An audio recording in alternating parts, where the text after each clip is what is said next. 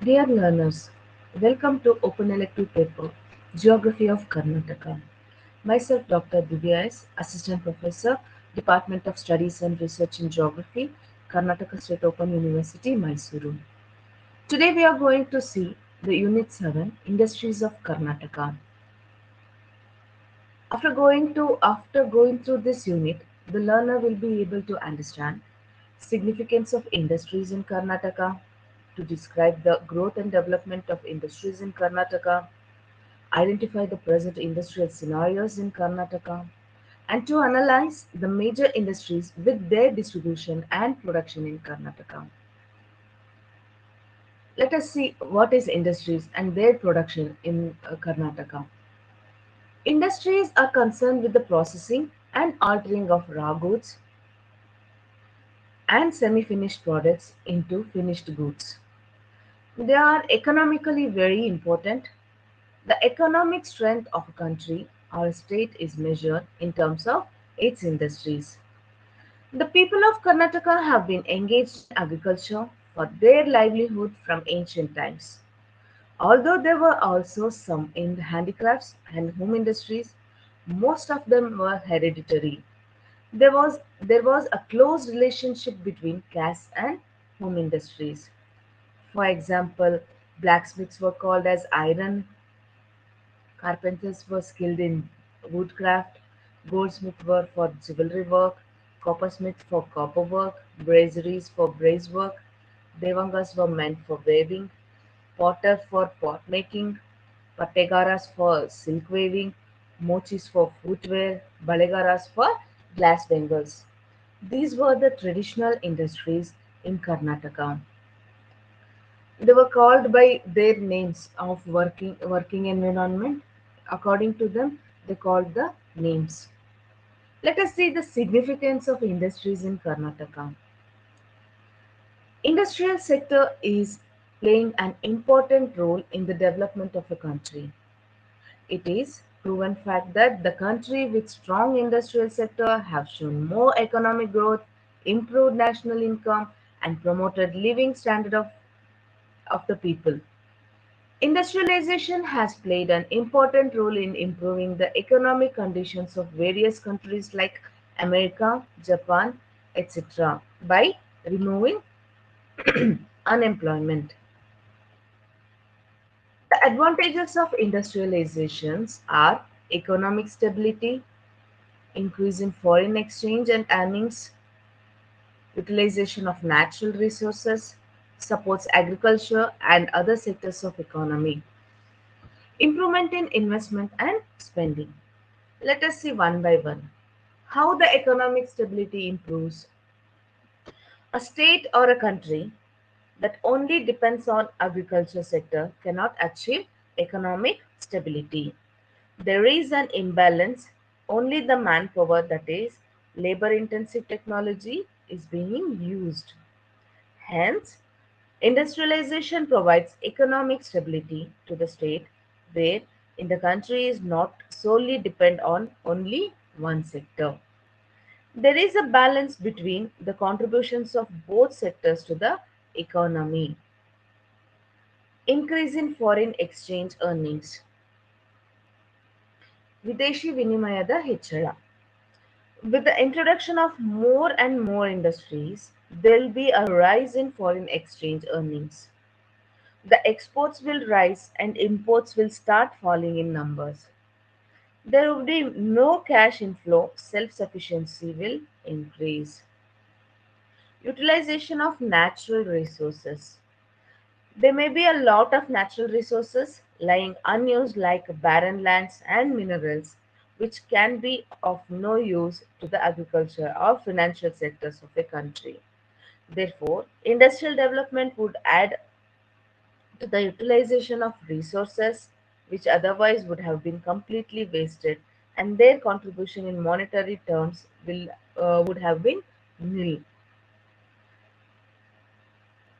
Industry supports agriculture and other sectors of the economy. With the development of industrial sector, other sectors are also being benefited.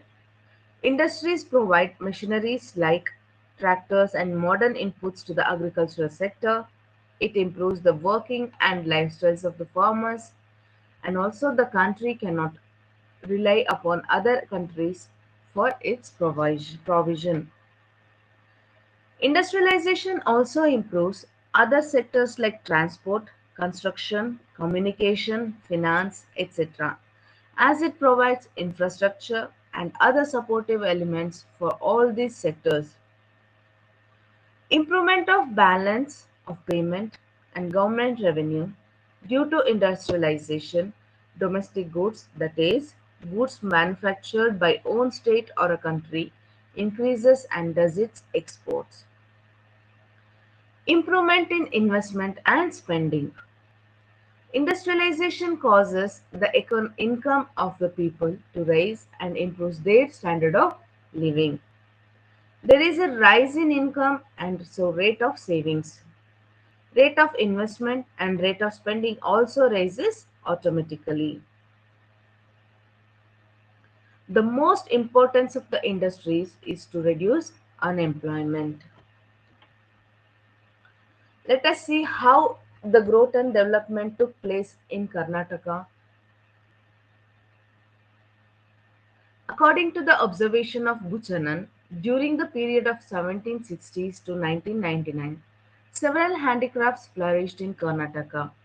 Weaving was foremost and very extensive industries. Several other traditional industries also flourished. The second period was from 1800 to 1911. The industrial activity during the 19th century was marked chiefly by the decline of the traditional handicrafts, and towards the close of century, the birth of a new few modern industries. There was a general decline of indigenous industries, though they did not disappear fully. The first quarter of the 20th century witnessed a gathering in momentum towards rapid industrial growth. The real beginning of the modern industry in Karnataka was marked with the establishment of cotton textile industry at Bangalore in 1944. Efforts were made by the British rulers towards the establishment of development of modern large-scale industries in other states of the country as well. But in Karnataka, the then ruling monarchy contributed much towards the establishment of modern industries. The Industrial Revolution created awareness with regards to the modern industry in the minds of kings and divans of erstwhile Mysore state.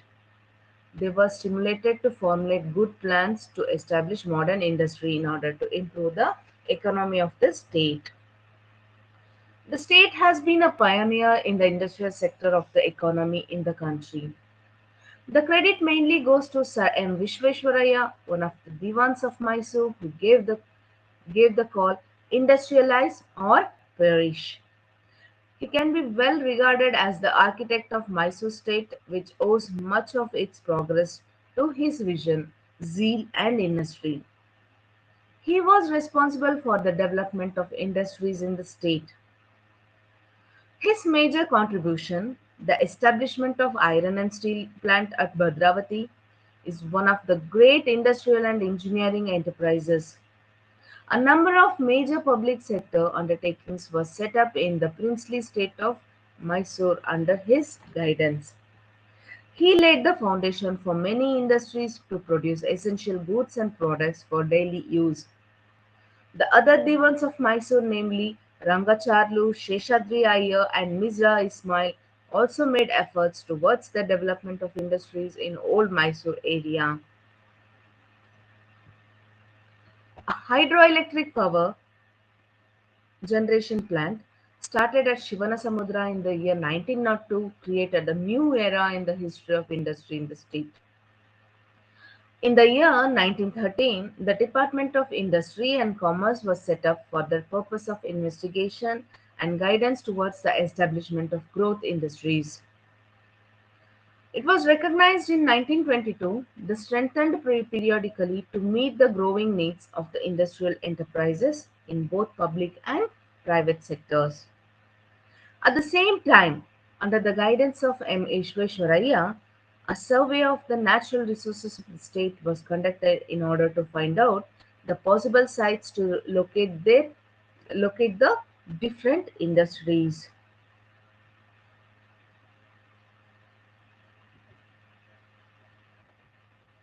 By 1944, there were 605 large-scale industries in erstwhile Mysore state.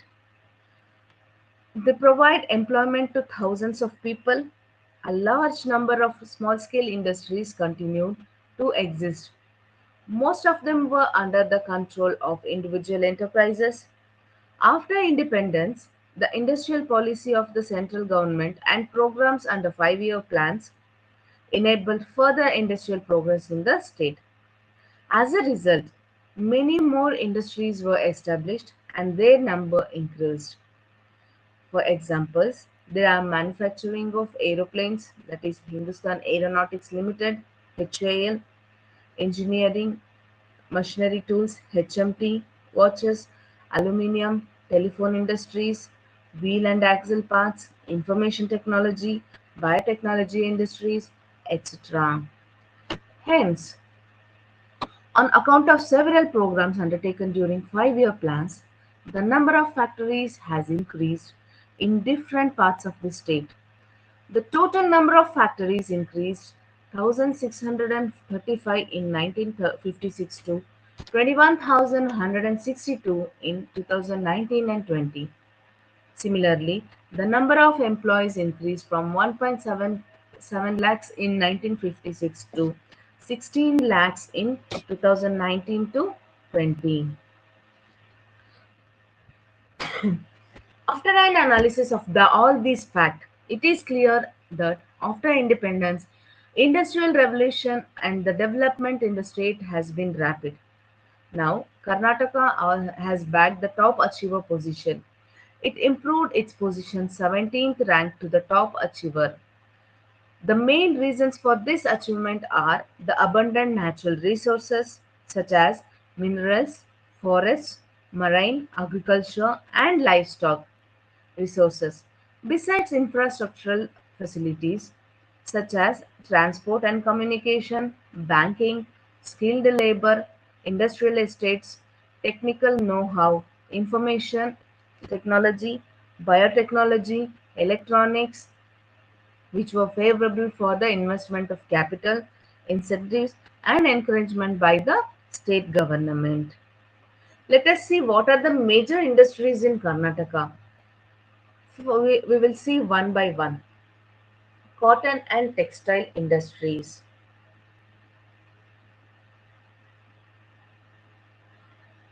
Cotton textile industries is the most important agro-based industry of the Karnataka. It is the most important segment of the textile industry. Cotton cloth weaving was also known to the people since a long time. It was confined to handlooms and was an important cottage industry. The most important segment being handloom weaving, it was practiced in most of the district of the state. The modern cotton mills were started in the last part of the 19th century. Cotton ginning and spinning mills were established in northern districts of Belagavi and Kalburgi in the year 1960. It was a period of war in America between Britain and its American colony. It was a peak period for cotton textiles in Karnataka. The Mehboob Shahi Kalburga cotton mill was established in 1884 at Gulbarga with the help of local ruler, the Nizam of Hyderabad. In 1884, Bangalore Woolen, Cotton and Silk Mills uh, Limited in 1894, Mysore Spinning and Manufacturing Company were established. Under the watch of British rulers, one cotton mill was started at Gokak in the year 1885 and two cotton mills at Hubli in the year 1889. The Minerva Mills, a private enterprise, was established in the year 1919 in Bangalore. The Davangere Cotton Mills, Another private sector was established in the year 1936. When we see the distribution, currently there are 40 cotton mills in Karnataka. Of these, 30 are spinning mills and 10 are composite mills. They include 1068 spindles and 5434 looms. The cotton mills of Karnataka state are mostly distributed in northern Maidan, where black soil has encouraged cotton cultivation. Hubballi, Raichuru, Davangere, Ilkal, Banahatti, Badami, Moಳಕಾಲ್ಮೂರು, Gokak, Belgavi, Naragunda, Gadag, Ballari are main cotton textile centers in the northern Maidan. Bengaluru, Mysuru, Nanjangoodu, and Chamarajanagar are the main in the southern Maidan. Davangere was known as Manchester of Karnataka. Now it has lost its importance due to shortage of raw cotton. In the year 2011 and 12, Karnataka produced 54,000 tons of cotton yarn and 13.88 lakh square meters of cotton cloth. The cotton and textile industries are facing so many problems nowadays. It is the burning issues. Some of them are scarcity of raw cotton, especially long staple cotton, and high price of raw cotton. Erratic and inadequate power supply, which adversely affects the production. Most of the cotton mills are old with obsolete machinery. These results in low productivity and inferior quality. The other problems faced by cotton textile in the state are increase in cost of production, higher cost of products, lack of good quality cotton textiles, declining demand and inefficient management. To overcome these problems, some measures have been taken by the government of Karnataka. The next one is silk textile. Karnataka has been well known for the production of silk. According to medieval historians, sericulture was practiced in Karnataka during the medieval period. The silk industry prospered during the middle of the 18th century under the patronage of Hyder Ali and his son Tipu Sultan. Tipu Sultan wanted Mysore to be the foremost among the silk producing nations. In 1800, the Mysore royal government gave much importance to the sericulture with the establishment of silk villages at Chenpatna and Bangalore.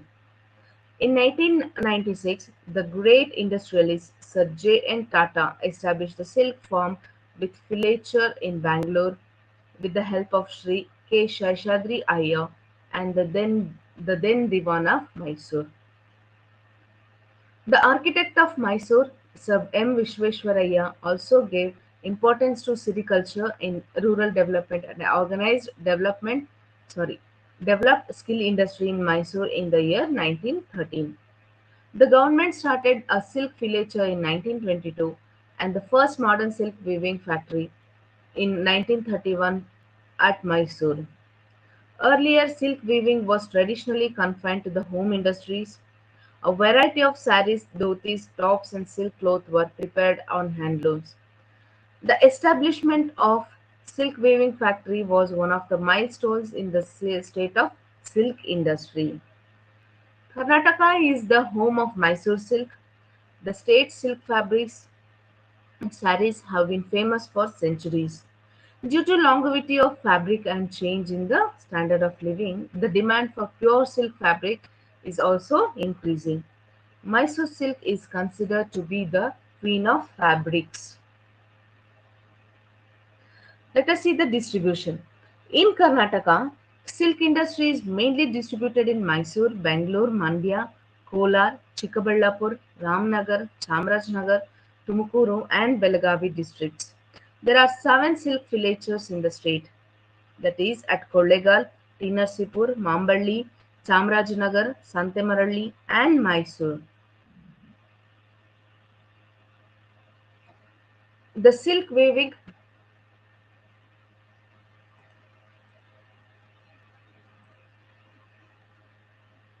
The silk weaving centers are located in Mysuru, Mudigunda, Bengaluru, Anekal, and Doddaballapur. Spun silk mills are located in Channapatna and Mudigunda near Kollegala. Bengaluru and Chamarajanagar are famous silk distributing centers. Karnataka is the foremost silk producing state in India. It produces only mulberry silk and accounts for more than half of the India's output. The production of silk, which was barely 727 tons in 1950-51, it increased greatly thereafter. In the year 2021, the production of raw silk was 8,483 metric tons, which accounts about 35% of India's total production. In 2012 to 13, the state produced 3,688,000 meters of silk fabrics. Earlier, the silk industry in Karnataka earned foreign exchange, but now it has been decreased. The share of the Karnataka silk industry in India export, in terms of value, it is also decreasing. Next comes sugar industries. Sugar industry is the second most important agro-based industry in Karnataka, next only to cotton textiles. It is also the second largest large-scale industry in the state. The important factors of a location for sugar industry in Karnataka are supply of sugarcane, cheap and efficient transport facilities, power supply, capital, labor, market, water supply, and government encouragement. Sugarcane is weight losing. It requires about 10 tons of sugarcane to produce 1 ton of sugar. It is known as raw material oriented industry. Sugar industry is one of the oldest industries of Karnataka. The art of making sugar was known to the people of Karnataka even before 1800. But the first modern sugar industry was started in the year 1934 at Mandya by the Mysore Sugar Company, which was established in 1933. Until 1950-51, it was the only sugar mill in the state. By 1955-56, four more sugar mills were established. The number of sugar factories rose 19 by 1977-78. Thereafter, the industry made rapid progress. At present, there are 64 sugar mills in the state. Of these, two are public sector, 20 in the cooperative sector, and 42 in the private sector. Karnataka is the third largest producer of sugar in India. Among the South Indian states, Karnataka ranks second in the production of sugar after Maharashtra. The sugar industry in Karnataka is mainly concentrated in the sugarcane growing areas Mandya, Pandavpura, Kemdoddi, Kollegala, Nanjangoodu, Hoskote, Shivamogga, Gokak, Raibag, Udupi, Sriramnagar, etc. are the centers of sugar mills in the state. There are 57 sugar mills which are concentrated in northern Karnataka and they account for 83.5% of the total sugar production in the state. Even sugar industries are facing several problems. They are low yield of sugarcane, which leads to overall low production of sugar. Short crushing periods, which causes financial problems for the industry as a whole, as the mills and its workers remain idle without supply of sugarcane. High cost of production due to high cost of sugarcane. Inefficient technology and heavy excise duty. No proper utilization of byproducts of industry such as bagasse and molasses. However, Karnataka has bright future to develop its sugar industry. The state government has made efforts to solve above mentioned problems and to increase sugar production. Iron and steel industry. Iron and steel industry is the basis for all other industries.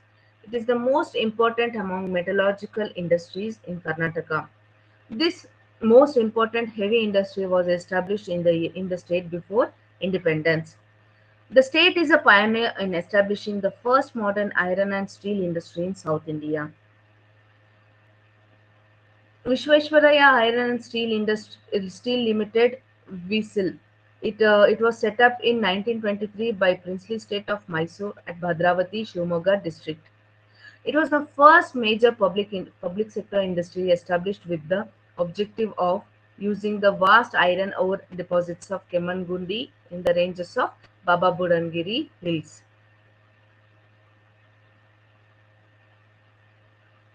It, its credit goes to Sir M. Vishweshwaraya, and hence it came to known in 1975 as Vishweshwaraya Iron and Steel Industries. Earlier, it was named Mysore Iron and Steel Limited. The second industry is Jindal Vijayanagar Steel Industry. It is another iron and steel industrial plant in Karnataka. It is located at Thorangallu, Ballari district, and it was established in April 2001. Cement industry. Cement is the indispensable for building and construction work. Except for the supply of coal, all other factors of location are favorable for the establishment and development of cement industries in Karnataka.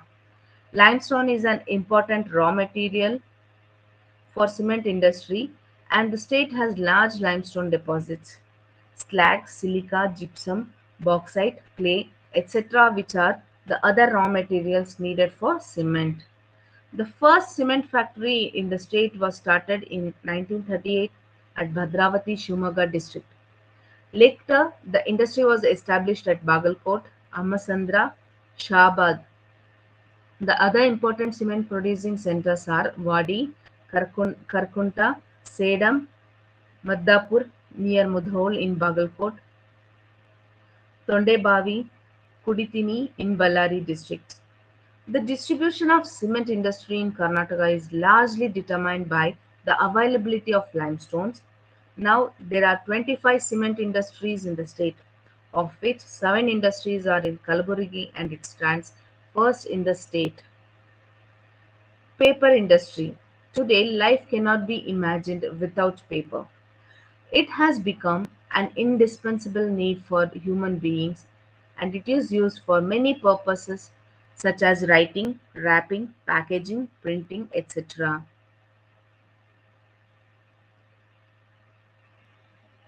Paper industry is an important forest-based industry. A large proportion of basic raw materials required by the industry are derived from forests.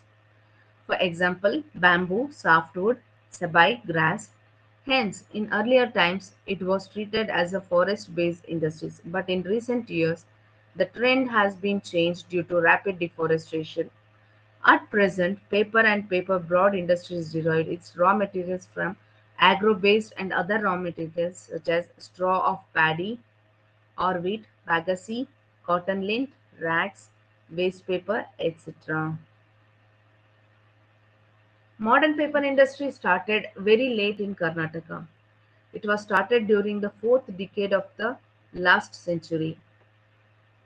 With the establishment of Mysore Paper Mill Limited at Bhadravati in 1936 by Nalvadi Krishnaraja Wadeyar, the then Maharaja of Mysore state. At present, the state has 16 paper and paper board mills. They are mainly located at Bhadravati, Dandeli, Belagula, Nanjangoodu, Munirabad, Harihara, Kushalnagara. They have an installed capacity of 2.2 lakh tons per annum. In recent years, Karnataka has increased its paper and paper board production. Its total production was only 91,000 tons in 2018 and 19.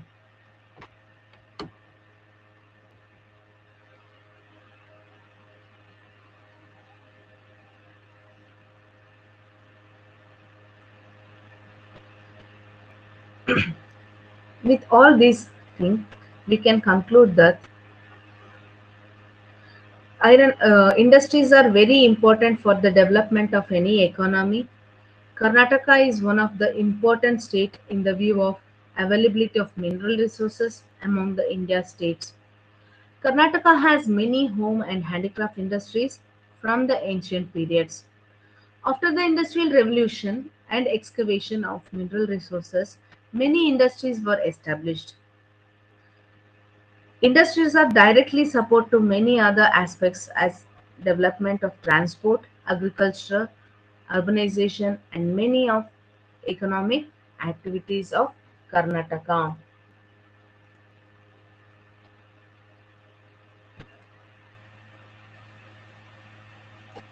Dear student, the last unit is Transportation and Population of Karnataka.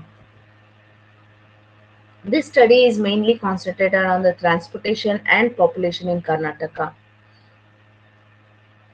After learning this video, you will be able to understand the importance of transportation system in Karnataka, identify the different types of transport network in Karnataka, able to notices major ports and harbors in Karnataka, to describe the growth and spatial distribution population in Karnataka, and to explain the density of population in Karnataka. The carriage of goods and people from one place to another is known as transport. Transportation is concerned to a system which moving people or things from one place to another place. It plays an important role in creating a necessary economic infrastructure for industrial, agricultural, and commercial development. Good means of transport also encourages various tertiary occupations and raises the income and standard of living of the people. Transport system is quite often compared to the nerve system of human body. It is rightly said that if agriculture and industry are the body and bones of the national organism, transport and communication are its nerves. Karnataka is endowed with varied rich natural resources like forest, minerals, energy resources, commercial crops, etc. The development and fuller utilization of all these natural resources depend largely on the network of cheap and efficient transport system. The transportation is important because it enables communication, trade, and other forms of exchange between people, which in turn establishes civilization. Transport plays an important part in economic growth and globalization.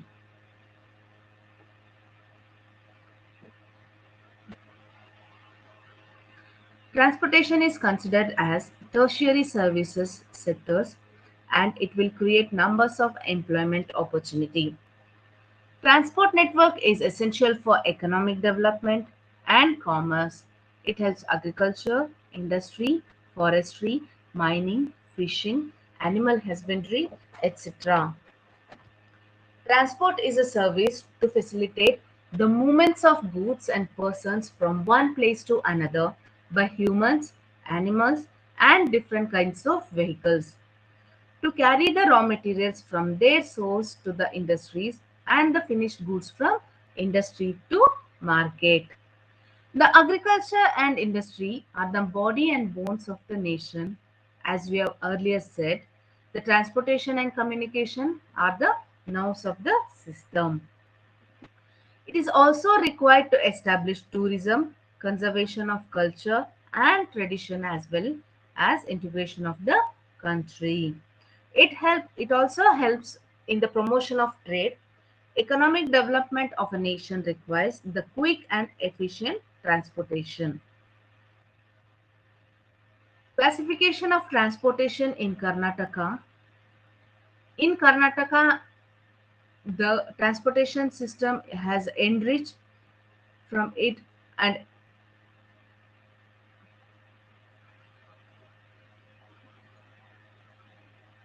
in Karnataka has enriched of transportation system along from it in ancient period. The physiographical and cultural characters of a very important impact on the construction of transport. On the several geocultural features, the modes of transport in Karnataka is broadly classified into four types of follows: road transportation, rail transportation, water transportation, and air transportation. The classification of roads. The classification of roads which exists at national level is found at state level as well. According to the Nagpur Plan of 1943, the roads in Karnataka have been classified into four categories on functional basis. They are national highways, state highways, major district roads, village roads, etc. National highways. The roads which connect the metropolitan cities, state capitals, ports, and other centers of major activity are known as national highways. There are 16 national highways passing through Karnataka, and their total length is 6,612 kilometers. They are well planned wide roads and include 2-lane, 4-lane, and 6-lane roads. They are constructed and maintained by the central government and managed by National Highway Authority of India. These are the main national and state highways in Karnataka. State highways.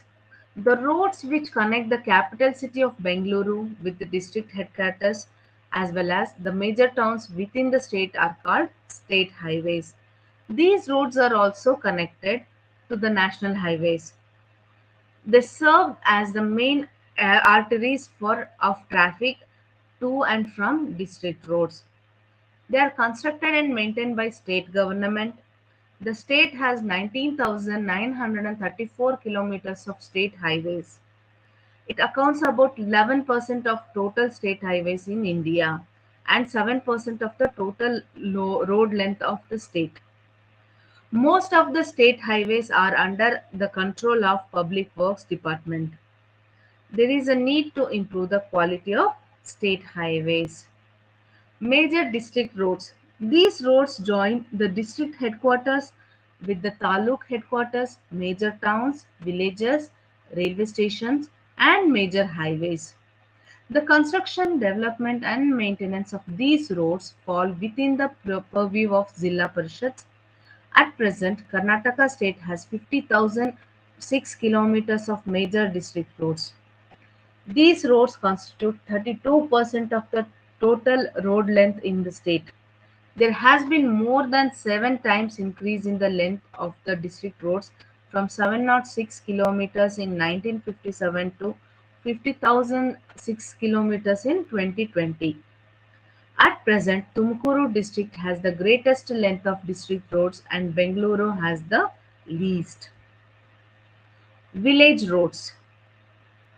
Village roads are generally approach roads which connect the villages with the neighboring towns, cities, and the main roads. The construction and maintenance of these roads under the Taluk Panchayat and Village Panchayat. Among the categories of roads in the state, the village roads have the greatest length and their use is quite significant. Karnataka is a state with villages where the people depend on agriculture. A network of roads is essential to connect the villages with each other and with the nearby towns, cities, administrative quarters, headquarters, and market centers for the sake of rural development. Density of roads refers to the length of roads per 100 square kilometers of an area. In terms of geographical area and population, the total road length in the state works out to be 142 kilometers per 1000 square kilometers of surface area. Similarly, there are about 446 kilometers road length per every 1 lakh of population in the state. But this ratio is not uniform all over the districts. Mandya with 240 km per 100 square kilometers is at the top. In contrast, the low density of 80.5 kilometers per 1000 square kilometers is found in Koppal. The length of the roads per 1 lakh population is considered to be the best index of road availability. From this point of view, Uttar Kannada is the best served district with 1,117 km of road length per 1 lakh population. Distribution of roads. There are great variations in the distribution pattern of roads in Karnataka. Belgavi district possesses the longest length of roads, followed by Tumkuru, Uttara Kannada, Vijapura, Shimoga, and Chitradurga. Compared with northern Karnataka, the network of roads is higher in southern Karnataka.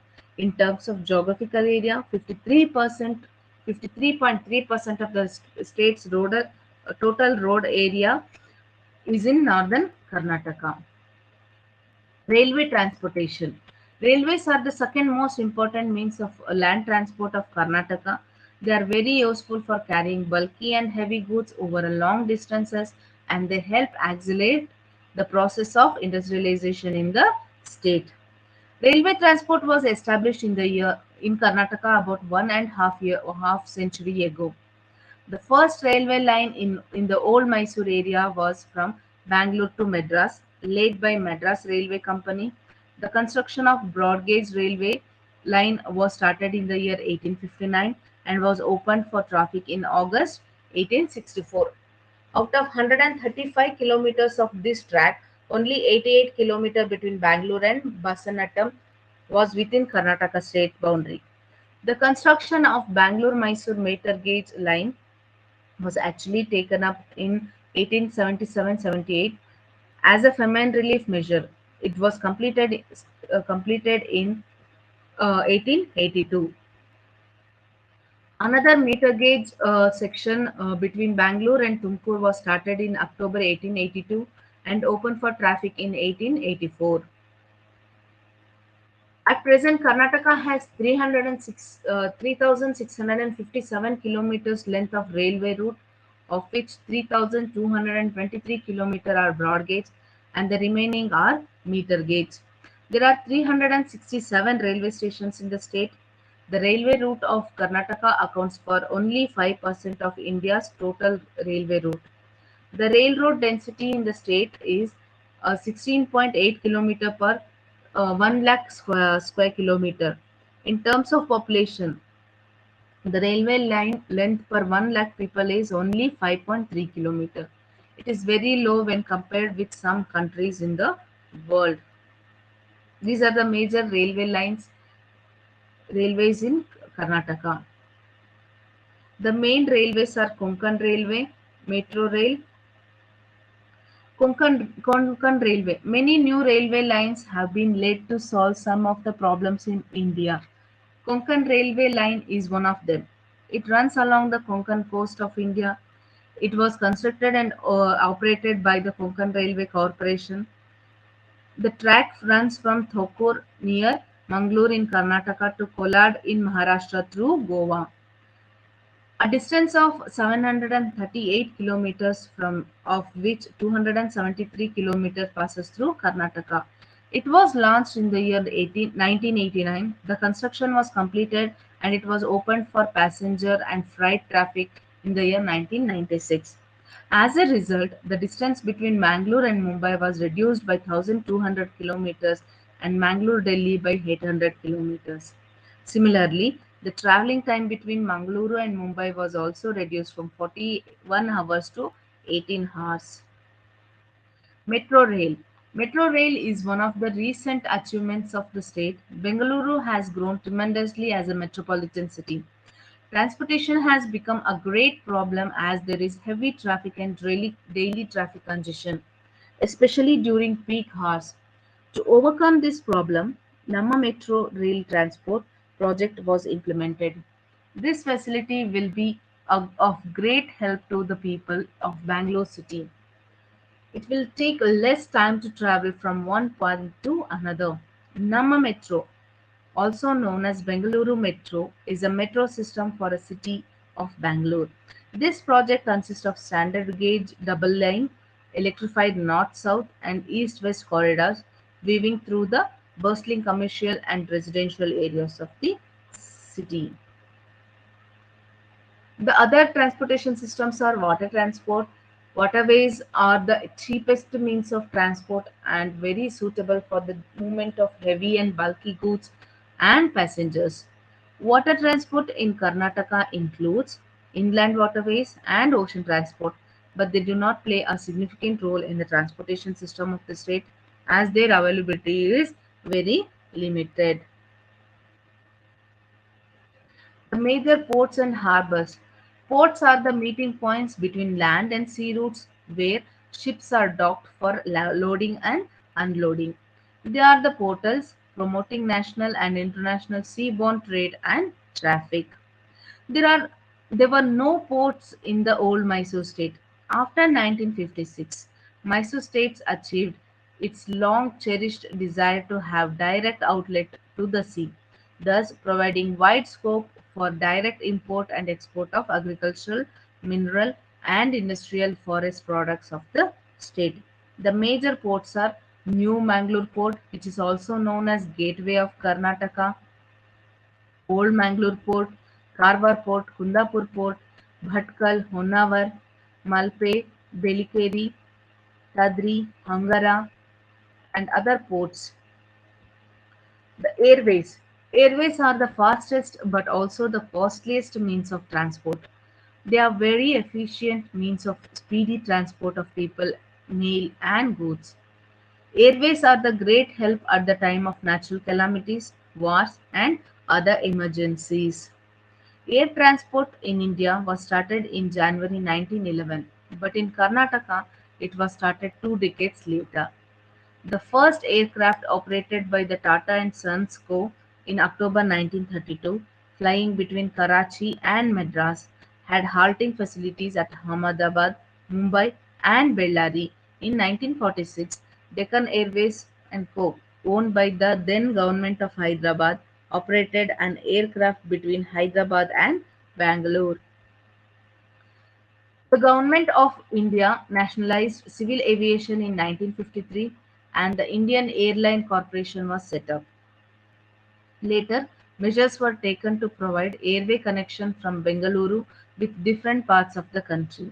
At present, Bengaluru city is the center of the state air network. Being the capital city of Karnataka, India, it has air connection with Delhi, Chennai, Mumbai, Coimbatore, Mangalore, Hyderabad, Goa, Thiruvananthapuram, Kolkata, etc. Bengaluru is one of the biggest cities in the world and the fastest growing metropolitan city in Asia. It ranks first in terms of software production in India and is also very famous at international level. The airport of the renowned city of Bengaluru was declared as international airport in the year 1996, which earlier it was at HAL, but later on 24th May 2008 it was shifted to Devanahalli, 40 kilometers away from Bengaluru city. It is now known as Kempegowda International Airport. It is the country's first greenfield international airport and it is the third largest airport in terms of passenger traffic. It is India's leading airport in terms of quality and efficiency. These are the main cities which connect from Bangalore airport.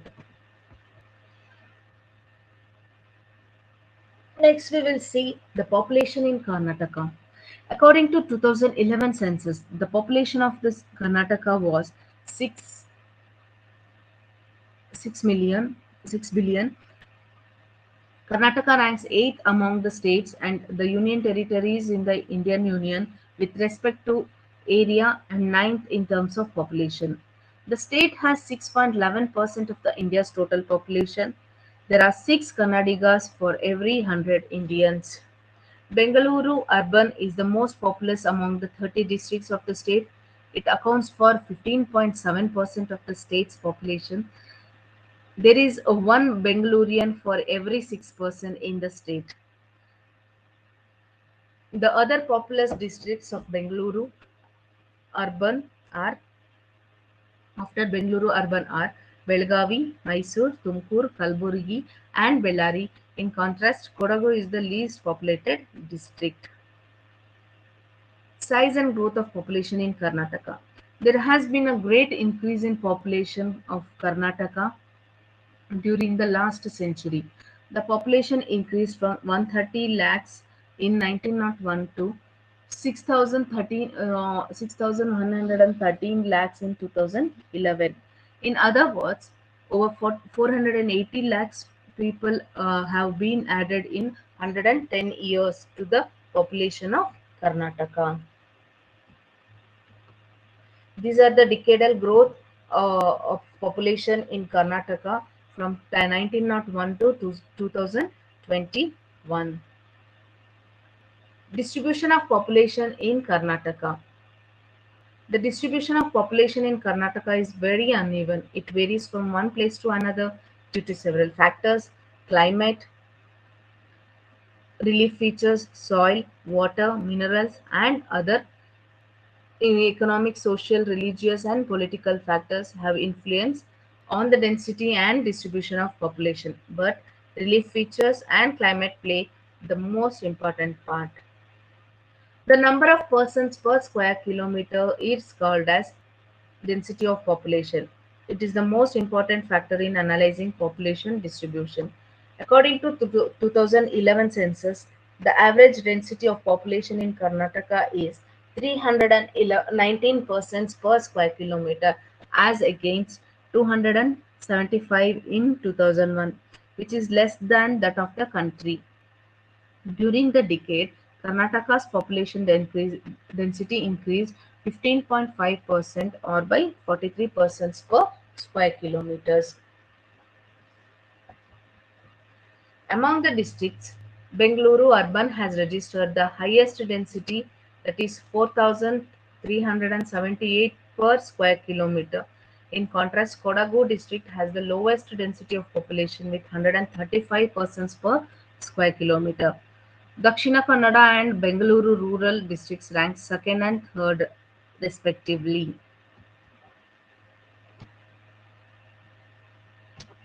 Karnataka is one of the largest states in India, and for many reasons, the state has its own importance and growth. Karnataka have huge natural resources. From the availability and utility of resources, several economic activities are practiced. Growth of population also gradually increases from decade to decade. Karnataka having different types of transportation system, namely road transport, railway, airways, and water transport.